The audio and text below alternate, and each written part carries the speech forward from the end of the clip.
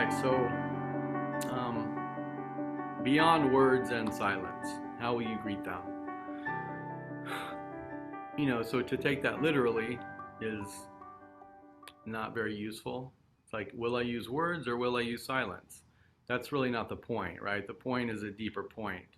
Um, how can I break out of my duality? How can I break out of my self-consciousness?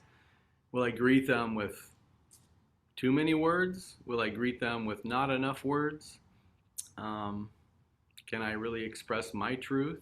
Or am I talking about what others think? There's lots of dynamic, subtle dynamic to talking with a teacher. Um, and so it's, putting us on the spot. How will we greet a teacher when we talk to them? Um, and so part of what I wanted to mention first, first I want to show a picture that I love it. It's from Facebook. And so I'm going to share my screen so everybody can see this picture because I just love it. So I can't share my screen, it looks like. Is it possible to do that?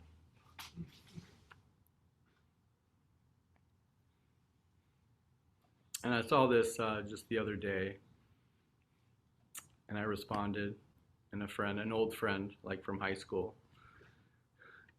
responded back, and it was interesting. All right, so here it is.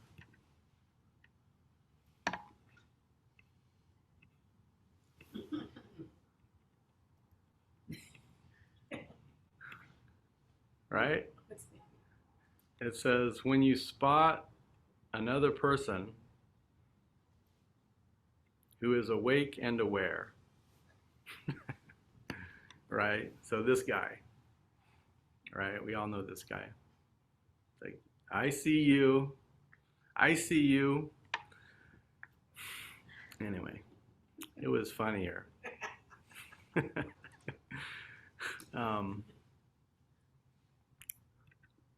But the point is, right? It's like, and my friend was like, "Oh, isn't it great to see somebody who you just connect with, and you're on the same page?" And I was like, "Yeah, it is great, right? But at the same time, we never really know what's going on with somebody else, and so sometimes it can be disappointing. We see somebody just on the road, and we're like, "Oh, they're awakened too, and they see just what I see." And then we start talking to them, we come to realize, oh no, they have very different views, about things, politics or spirituality. And so anyway, it's impossible to know what's going on with other people. So it's important to remember, right? We feel that connection. That when we think somebody's different from us and we don't have anything in common, to be able to acknowledge that there is a connection.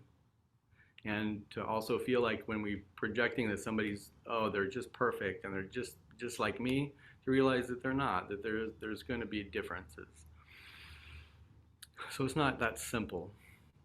But anyway, so with that in mind, right, talking about when we're talking with a teacher, I think one of the most important aspects of how do we greet a teacher, how do we come to a teacher, I think is projection. Projection is what I wanted to talk about with this.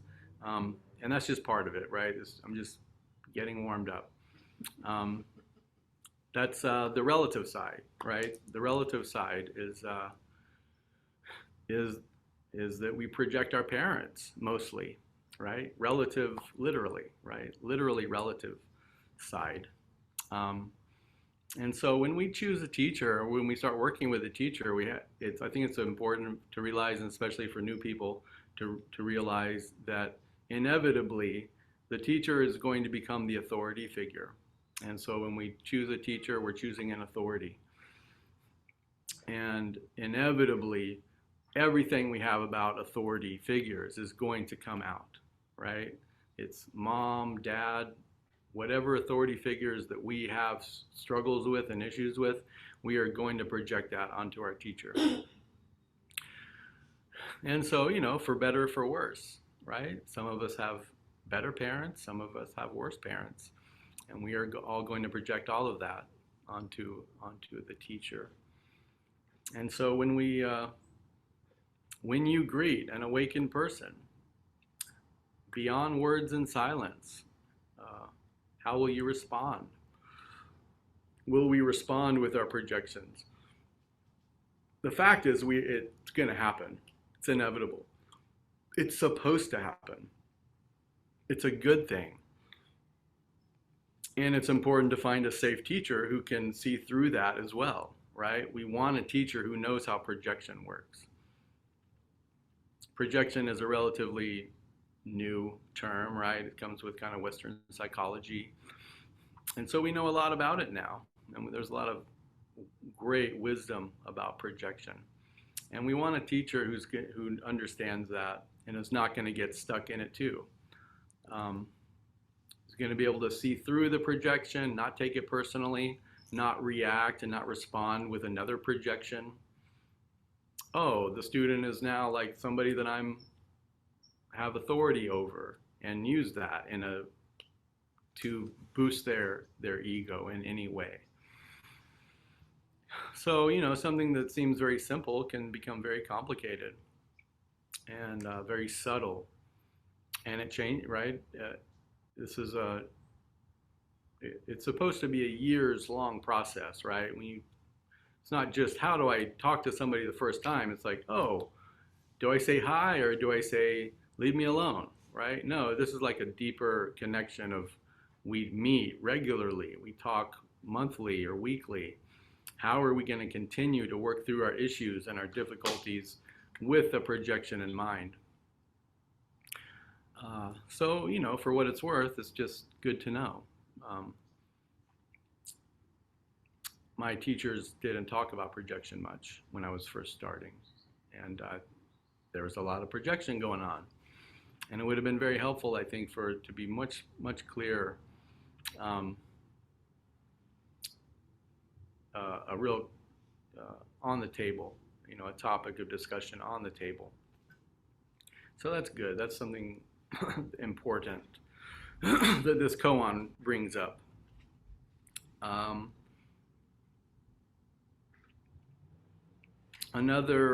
Okay, so that's more of the relative side, right? So Zen and Buddhism, we really talk about the absolute and the relative as two aspects of our reality. And they're both reality. Reality is both relative and absolute. We are both worldly and transcendent, right, at the same time. There's not a difference, and yet there is a difference. And so that's where it can be tricky to talk about. And so on the absolute side, talking about this koan and dynamic is that we cannot differentiate an awakened person, right? It's like when you encounter an awakened person on the road, right? Like I was talking, like, I see you, right? I see you. The reality is that everybody sees everybody, and that we're all Buddhas. Everybody is an awakened person. And from the absolute standpoint, it's literal. Literally, everybody has accomplished the way. Everybody is accomplishing the way right now. We are all just in different sort of stages and forms of the way. And we can never point to one person in one instance and say, oh, they are the way.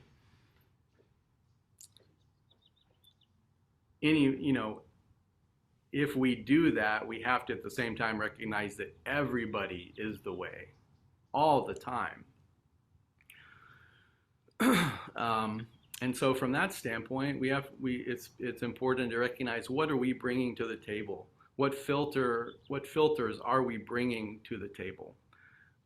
When I show up, what filters do I have that are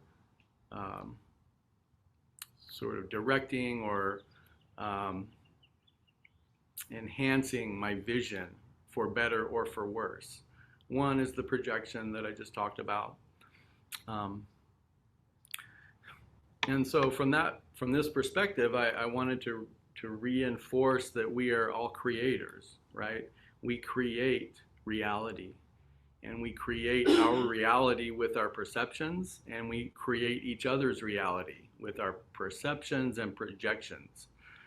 Um, and so I wanted to share just a couple of videos again, to share the screen, uh, to see this interesting, sort of, like I said again, Western psychology and also modern science helps us to see things more clearly and to understand things better. And so here's an example. Going to freak you out. Has anyone heard of Maslow emoji? Do is he would get a bottle of water and then he would sticky tape a word to it, and he'd pour that bottle of water into about 50 different petri dishes, and he'd roll it into a giant freezer, and then as the ice thawed, it creates crystalline formations. So this is the most spectacular of all the crystals. It's the combination of love and gratitude. Youthful, Japanese and English, wisdom. I love this one. Let's do it. It presupposes collaboration. Let us do it together versus do it, which presupposes command and control. What you got to understand, your words actually impact matter. Your words matter. Now, you can actually conduct your own experiment at home. It's called the rice experiment. And do this with your kids. Boil white rice. Get 2 jars of white rice. On one jar, label it love. On the other jar, hate. And every morning, get the kids to come down and say 3 beautiful words to the love jar. I love you, you're beautiful, thank you. And then get them to say 3 negative words to the hate jar. I hate you, you're ugly, you're disgusting. And then at the end of a period of time, to some people it happens in days, weeks, months, something magical will happen. The love jar will stay white. The hate jar will start to go dark and moldy. And it's an incredibly powerful lesson that you can teach children. What I'm about to show you is going to freak you out. Okay.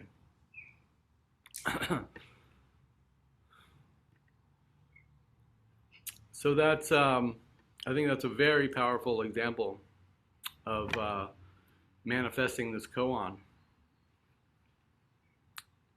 right? When he said, you can practice this with your children. I was like, right, it occurred to me, this is how children develop positively or negatively, right? They come in the door, you say, oh, well, you didn't do that. What are you doing? You did that wrong.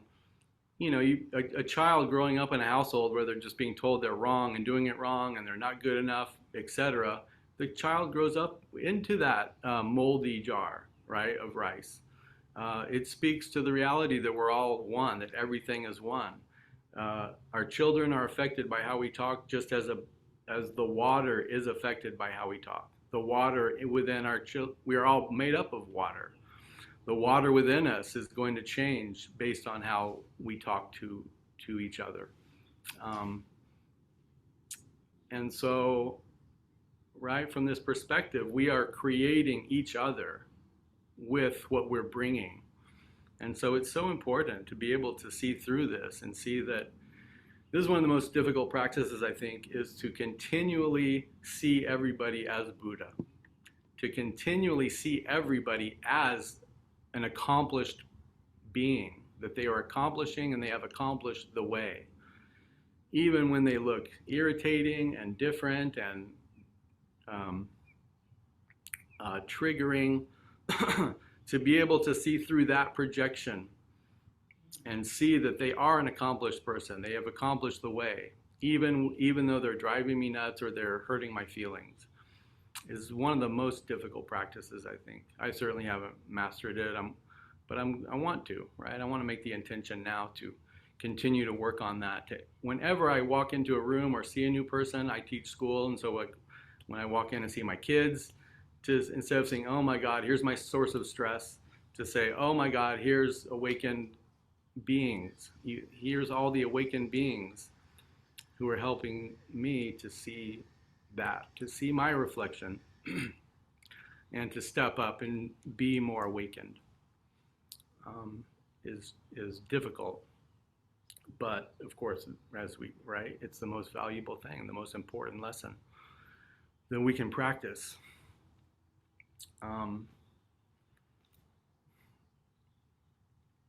And so, right, so we're projecting and creating at the same time.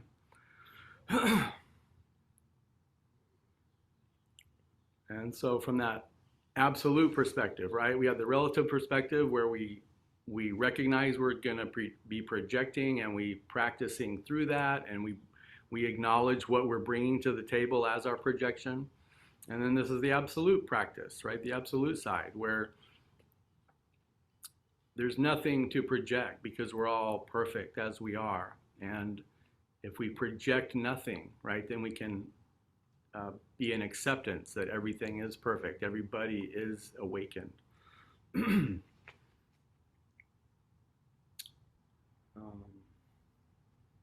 Right, so it's experiencing the oneness. It's a manifestation of oneness. And so, from that perspective, how can we start to manifest this koan in our lives more effectively, from both the relative and the absolute standpoints?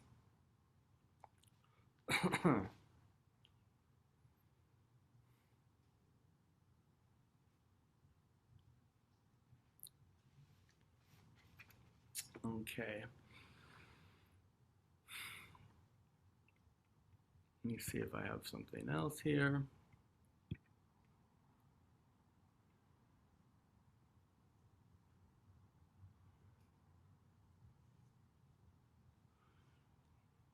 All right, so I think that's the essence, right? That's the bulk.